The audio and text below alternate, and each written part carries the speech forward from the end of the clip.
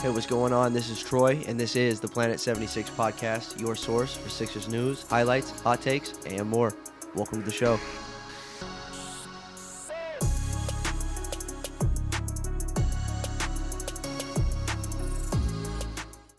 Welcome in, everybody, to the Planet 76 podcast. I'm your host, Troy, and, this is the initial reaction episode to the 76ers Game 7 loss to the Atlanta Hawks at home by a score of 103-96. It's been a few days since their loss on June 20th. Currently recording here, June 24th, a Thursday. For those of you new to the pod, this is a weekly podcast centered around the Philadelphia 76ers, and as I mentioned, I'm one of your co-hosts, Troy. I've got Michael, who's not with me today. He's our other host on the pod, and he's actually on vacation this week, so we let him have the week off. But this is a weekly pod, so subscribe to us, whatever platform you listen on. Maybe you watch the show on YouTube. You can definitely find us there. You can find us on Apple Podcasts, Spotify, Google Podcasts, Pocket Cast, Radio Public, a whole lot of different podcast networks to find us on, and so make sure you do that wherever you're at. So again, this is gonna kind of just be an initial reaction episode.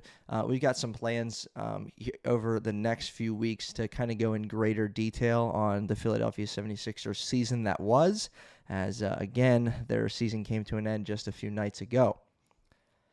So, my personal reaction to this is it hurts. This sucks. Again, obviously having a few days to think about it, to just be sad about it, to be upset, to wonder what the heck happened.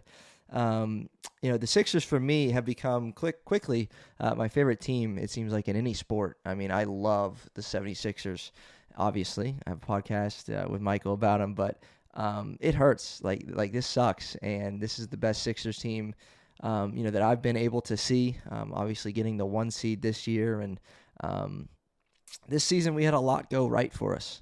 We just did. The Sixers had a lot go right, even in the playoffs. I mean, all year long I preached the importance of getting the 1 seed and having the Nets and the Bucks on the other side of the bracket in the Eastern Conference, which was all for nothing because we didn't even get that far with the second round exit to the Atlanta Hawks. I can't believe it.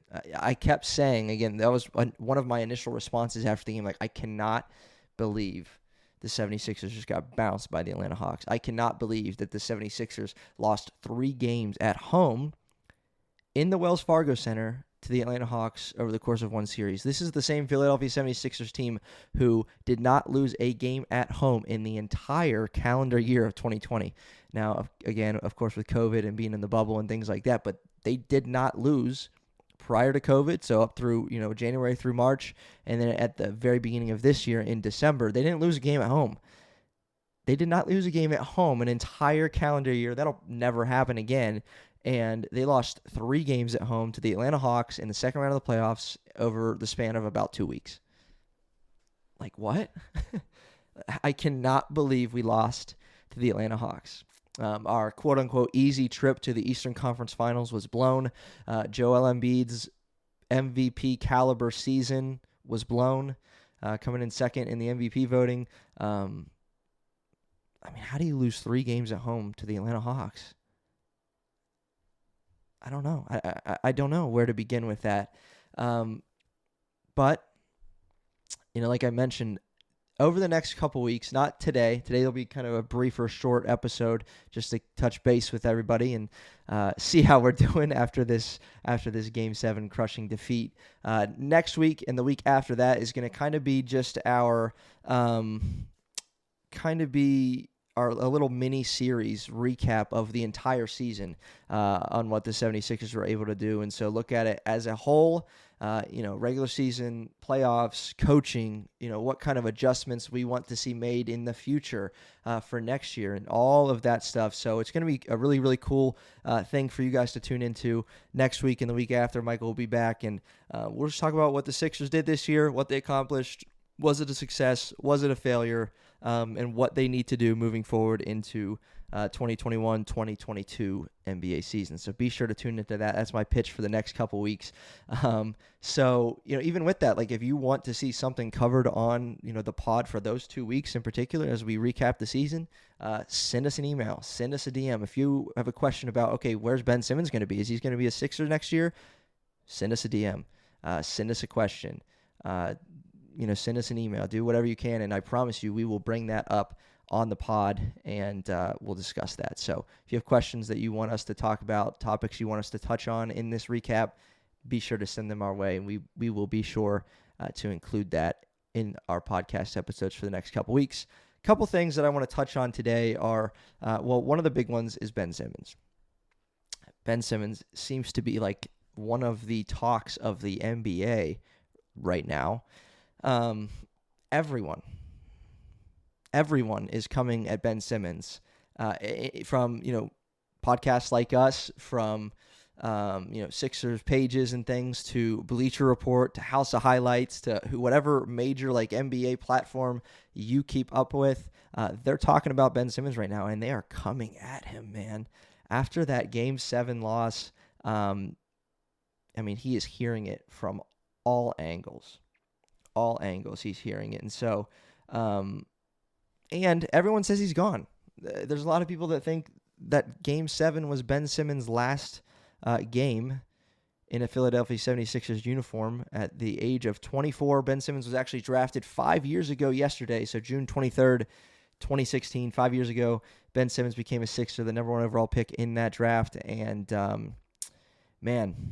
a lot of people think he's gone. There is actually an update from Woj today. I guess Ben's agent, Rich Paul, I believe that's his name, blanking on me right now. But Sixers, here's a quote from Woj. It says that Sixers remain committed to working through Ben Simmons' shooting issues this summer. So whatever that means. I know Doc has talked with Ben about what he needs to do to improve, and he certainly does. We saw that in the playoffs. Worst percentage in postseason history with a minimum amount of attempts, 34.2% from the line for Ben Simmons. Wow. And again, everybody's coming at this guy. Sixers news, national news, he's hearing it from everywhere. And in my opinion, I think Ben Simmons is hearing it from everywhere, and I got on him a little bit in the last episode that we had, but I think Ben Simmons is hearing it from everywhere because he's an easy target, because it's really easy to notice the flaw that Ben Simmons has in his game. He can't shoot the ball well. So that's really easy to piggyback on. That's really easy to jump on, and Ben had a terrible series against the Hawks, and he'll be the first to admit it. He admitted it post-game, Game 7. He said, I had a bad series. And so, while I'm not happy with Ben's performance against the Hawks, I don't think any Sixers fan is ecstatic about what Ben was able to do against the Atlanta Hawks. I challenged him again last week. Not that he heard it, but I challenged him on this pod and said, he had a bad series. Now, should we judge Ben Simmons off of one bad series? No, of course not. However, this shooting thing has been going on since he was drafted 5 years ago. When's Ben Simmons going to be able to shoot well? When's Ben Simmons going to improve from the free throw line? When's he going to be able to at least develop some sort of mid-range jumper so that, to extend the defense at least out to that level, create even more space? I mean, watching Game 7 in particular, and you see it all year long, but like Simmons is so much better on the go, off a missed basket on the other end, and leading the offense in transition. I mean, he's phenomenal. That's where he gets most of his assists and things like that. And you could see that a lot in Game 7. And when we were in the half court, Ben was a different player. Ben didn't look good in the half court offense, not just shooting wise or from the free throw line. Like, he wasn't really involved, especially in the fourth quarter. I think like 3 shot attempts or something across the fourth quarters of the 7-game series. He didn't roll to the basket particularly well. He clearly just lacked confidence. And of course, everybody jumped on him for the pass with 3 minutes left that he gave off to Matisse Thybulle when he for sure had a dunk at the rim. He was just scared of getting fouled. If you watch that clip, he said he thought Gallinari was on his back, and Might have got a block attempt. I don't know if that's true or if that was actually going through his head or if it was more so just like, I don't want to get fouled here and end up at the free throw line. So he gave it off to Matisse. Matisse made 1 of 2. We were able to cut it to 1 and had some mistakes after that in that Game 7. So the question is, and we're going to touch on Ben Simmons a ton over those, the 2-week mini-series on the season for the Sixers, man. But, does he deserve the slander that he's getting? I personally don't think he's deserving it this bad. There's people, there were posts talking about Ben Simmons' contract, saying he's not deserving of this contract. He's got this many years left on his deal. What? Ben Simmons is a phenomenal basketball player, and people are bringing up his contract, acting like he doesn't deserve it. This is the runner-up in the Defensive Player of the Year, a guy that averages 7-8 assists, 7-8 boards, 14, 15, 16 points. The dude is good, and he's elite at pretty much everything in basketball except for shooting. And I get that that's a flaw. I get that that's a big thing. I get that that's a big deal. But Ben Simmons is a very good player. And our expectations of Ben Simmons need to change, I think.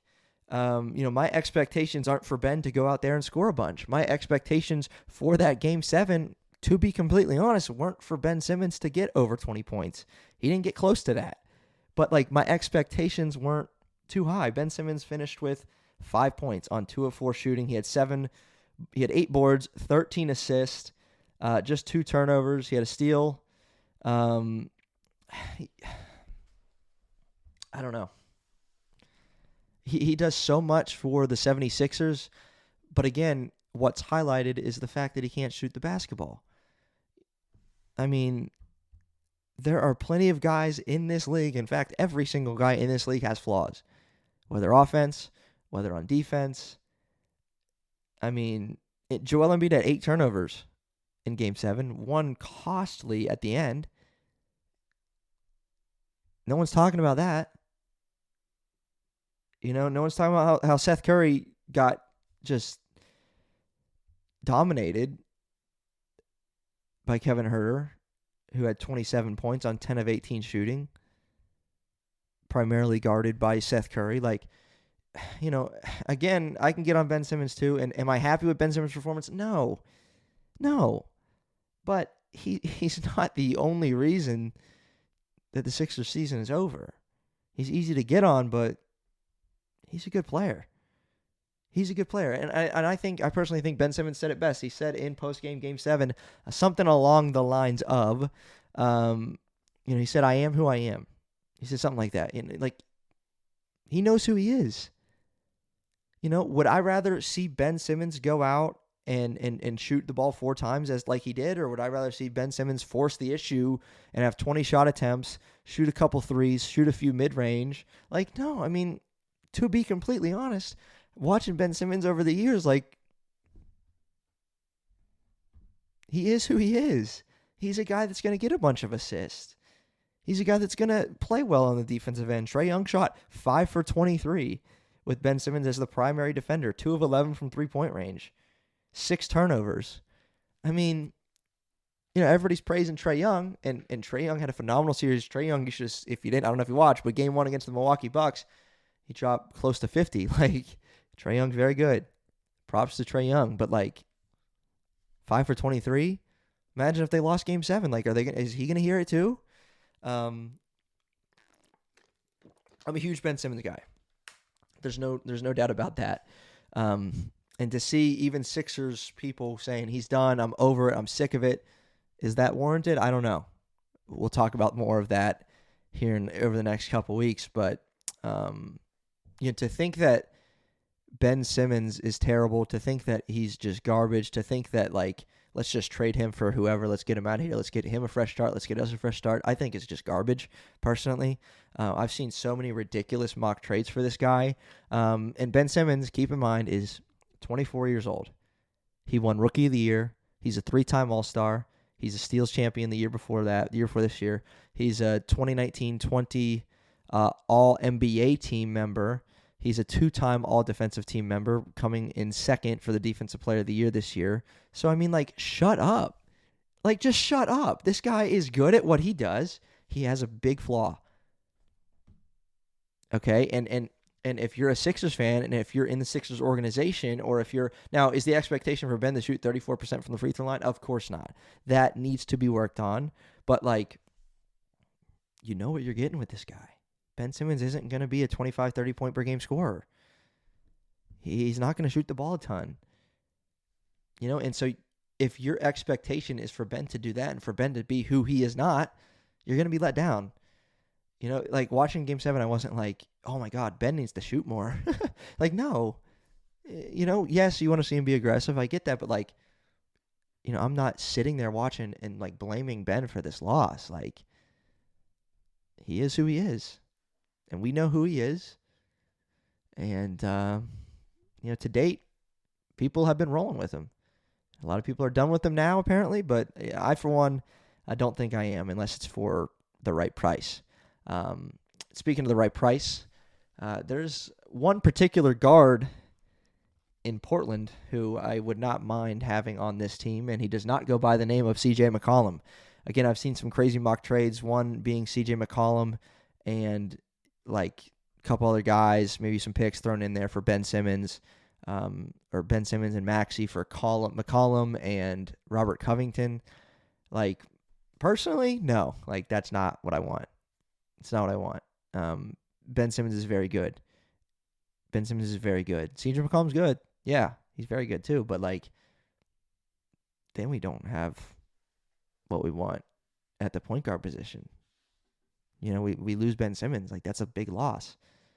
CJ McCollum's teammate, however, Damian Lillard, I would not mind having on the 76ers. So that's kind of what I mean. Like, if we can get Damian Lillard, I'm in, because that would immediately jump like our duo of Damian Lillard and Joel Embiid. Like, that is up there with any NBA duo. Fact, like LeBron James, Anthony Davis, you got Kevin Durant, Kyrie, or Kevin Durant, Harden, or Harden and Kyrie. Like, whatever you want to mix that. Like, that would be an elite duo. And I don't think CJ McCollum takes us over the top like a Damian Lillard would. So, and there's some other names tossed around. You see a bunch. De'Aaron Fox, I don't know what that would look like. I love De'Aaron Fox. He's one of my favorite non-Sixers in the league. Let's not get rid of this guy for something that's not going to make us better. And it seems like that's what Daryl Morey is committed to. In his like end of season presser, kind of talking about that. Like, we're committed to making this team better. And so the hope is that, man, if there's offers on the table that can make this team better, like Damian Lillard for Ben Simmons and some picks, then let's do that. If it's C.J. McCollum, I, for one, am out on that. I don't think that makes us better. That's my opinion.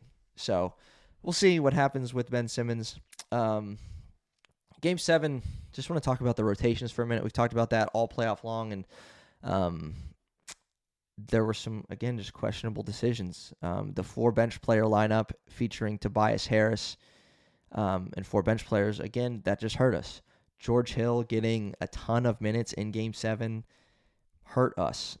And if you're like, George Hill did okay. No, George Hill had 22 minutes, 3 points, and he was a negative 15 while on the court in plus-minus. So not a solid 22 minutes for George Hill. Maxey only had 14 minutes. Shake only had 5. So he had more minutes than those two combined. I get that he's a veteran, but like, I don't know about that. And so to put this rotation thing into perspective, and I get that the Sixers had foul trouble, especially in their backcourt with Seth Curry and Ben Simmons early and often in foul trouble. To put this in perspective, this is Game 7. This is winner go home. And we played 6, 7, 8, 9. We played 10 guys. No one in the playoffs has played 10 guys, I don't think. Certainly not in a Game 7. Not a part of like their regular rotation. Perspective. 8 guys for the 76ers in Game 7 played 14-plus minutes. Okay? 8 guys played 14-plus minutes. The Milwaukee Bucks in their Game 7 with the Brooklyn Nets that went to overtime, they only had 1 guy off the bench get significant minutes, and that was Pat Connaughton. He had like 23 minutes. There were 2 other guys that played. They played like less than 3. Okay? They had 6 guys play. We had 8 guys play, pretty much. The Nets in that same game 7 against the Bucks had 2 guys off the bench play. They played 13 and 17 minutes, and they had 0 shot attempts, those 2 guys off the bench. So the Brooklyn Nets had 0 shot attempts from their bench and 0 points in Game 7. 0 shot attempts. 0 points in Game 7. And yet Doc Rivers, unlike these other Eastern Conference powers, like, he continues to rely on this bench, and it hurt us. You know, Matisse was a minus 10 in 21 minutes. Matisse, I thought, played okay though. You know, Maxey was in the negatives. George Hill was in the negatives. Dwight Howard's minutes were not good. 0 points, 2 boards, only 7 minutes for Dwight. Seth Curry only able to play 31 minutes. Ben Simmons only able to play 36 because of foul trouble and things. And, you know, you just wish that, you know, I personally think I would have went with our starting 5. I would have played Maxey. I would have played Matisse. And maybe Shake.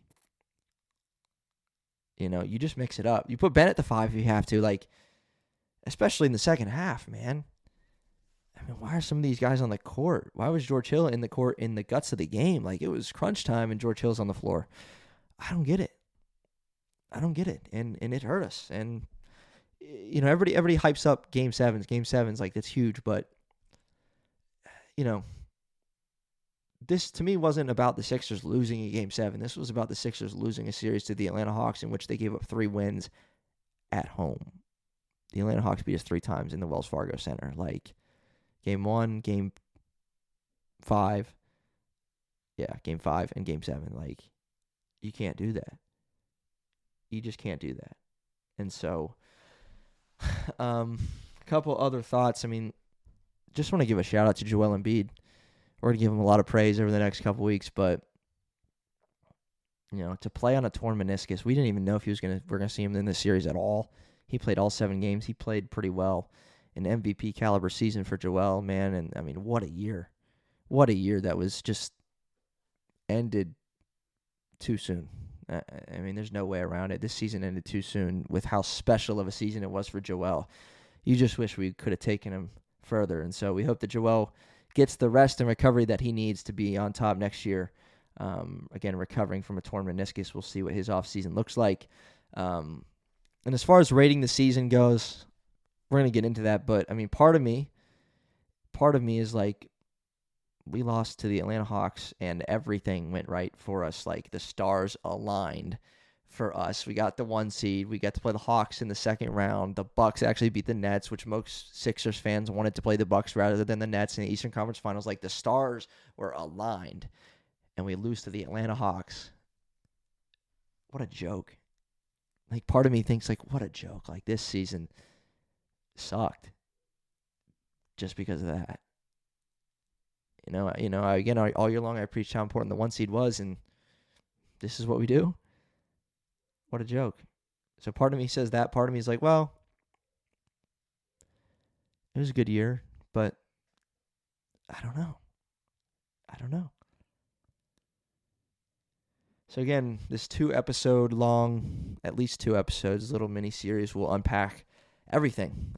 What we think about the Sixers season, what we think about the playoff run, what we think about the coaching, what we think the Sixers should do to you know, help even, you know, grow their bench, who they should get rid of, what they should do in free agency. Should Ben Simmons move? Should he stay? And what would the price be for that? That was going to be a lot as we grade this season as a whole. Again, even more on Ben Simmons. If he stays, like, what's he going to do this summer? Free throws, shooting. Is it going to improve or what? Like, I don't know. I mean, everybody's like, we'll believe it when we see it because of how bad it's been. So I want to leave you with this. This next episode, again, little teaser of that. Think about this before next week's episode. So I have two quotes from Doc Rivers, and one came on June 5th. I think that was roughly in between the series, between the Wizards and the Hawks, somewhere in there. He said this, June 5th. If your goal is to get out of the second round, how low are your goals? If that happened and that's all you get, then that's not successful for me.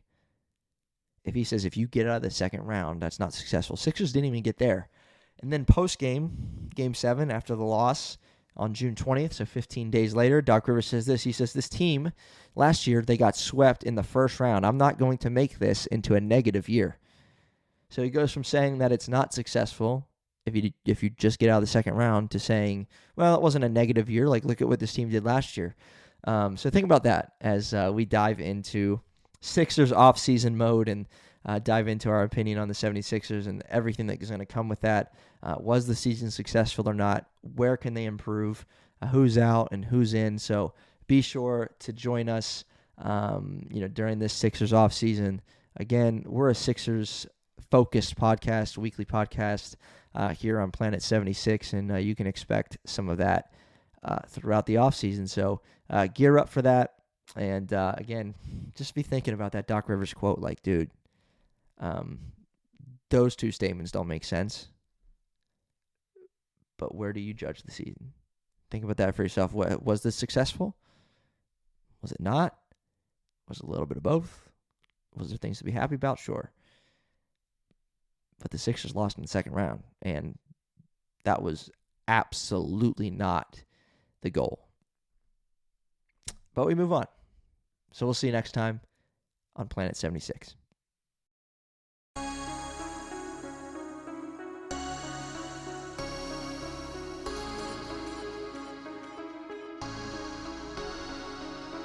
You just listened to an episode of the Planet 76 podcast. Hey, we appreciate you joining us for this episode. Whatever platform you're on, why don't you hit that subscribe button for us, and we'll see you next time.